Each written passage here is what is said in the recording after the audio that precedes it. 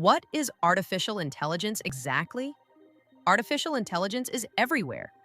But what exactly is it? Here's the simplest explanation you'll ever hear. The simple definition.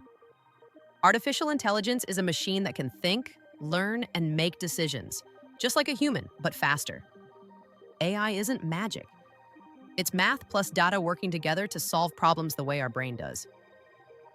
How it actually works. Imagine teaching a child. You show examples. They learn patterns, and then they make predictions. AI does the same thing. It looks at millions of examples, finds patterns, and learns how to answer questions, recognize images, or predict what happens next.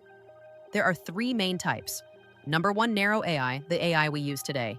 It does one job extremely well, like ChatGPT, Siri, Tesla Autopilot.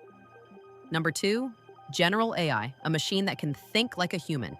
We're not there yet. Number three, super intelligent AI, smarter than all humans combined.